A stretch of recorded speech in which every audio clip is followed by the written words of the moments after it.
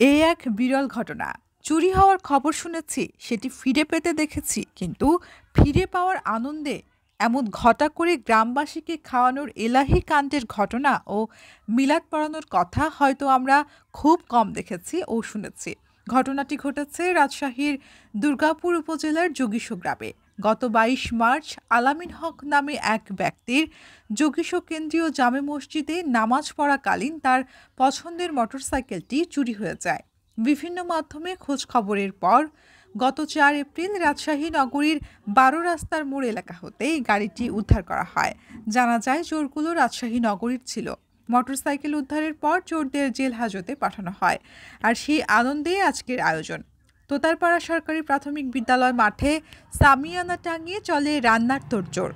৪০০ KG চাল, ২০০ KG আলু, ৮০ KG মাছ ও ২০ KG ডাল দিয়ে হয় রান্না।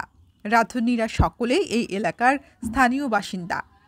মেনুতে ছিল দুর্গাপুরের বিখ্যাত খাবার আলুর ঘাটি, সাথে ছিল ডাল ও ভাত। খাবার পর্বের পাশাপাশি মিলাদ মাহফিলের মধ্য দিয়ে আল্লাহর প্রতি সন্তুষ্টি ও কৃতজ্ঞতা জ্ঞাপন করেন আলামিন হক। জানা যায়, নিজের ব্যবহারের পাশাপাশি অন্যের উপকারেও তিনি আগে থেকেই গাড়িটি ব্যবহার করতেন। বিস্তারিত জানিয়ে তিনি এলস্টারকে বলেন, ২২ তারিখে আমি মসজিদে নামাজ পড়তে যাই, জুম্মার নামাজ।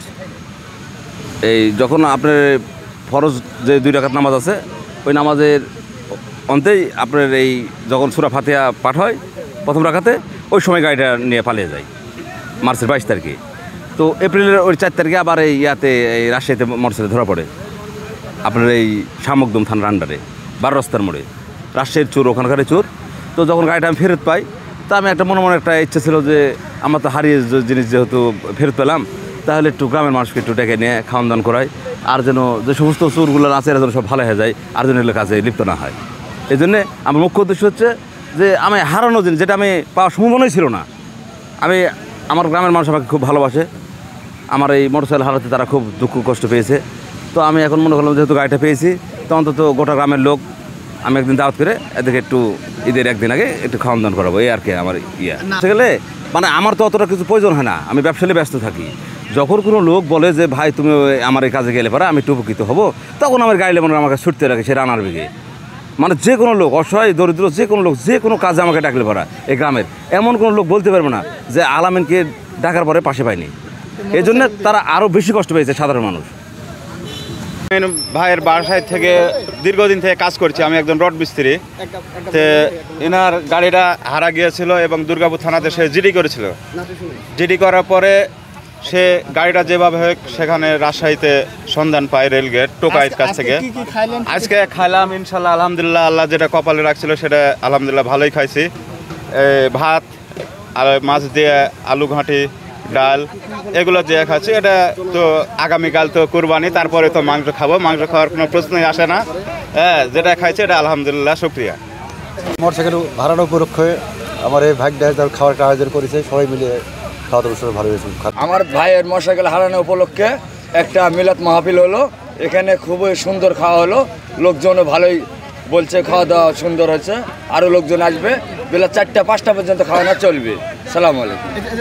আমরা বাংলাদেশ প্রশাসনকে ধন্যবাদ জানাই এবং এই সাংবাদিক ভাইদের ধন্যবাদ জানাই যে আমাদের কাজে বা উপকার স্বার্থে তারা সহযোগিতা করছেন। এই যে আলামিনের মোটরসাইকেল মসজিদ থেকে হারানোর পরে অনেক প্রশাসনিক সাংবাদিক ভাইয়েরা সবাই সহযোগিতা করে ওনার মোটরসাইকেলটা নিয়ে এসে দিয়েছে। আমরা তার জন্যে বাংলাদেশের প্রধানমন্ত্রীকেও ধন্যবাদ জানাই। আয়োজন একটু বলেন। আয়োজন এটা মহৎ আয়োজন। আমরা আলামিনকে ধন্যবাদ জানাই যে উনি মোটরসাইকেল পাওয়ার পরে এই একটা মহতি অনুষ্ঠানের ব্যবস্থা করেছেন, তার জন্য তাকে ধন্যবাদ জানাই। আজকে এখানে খানা হলো, ভালোই হলো।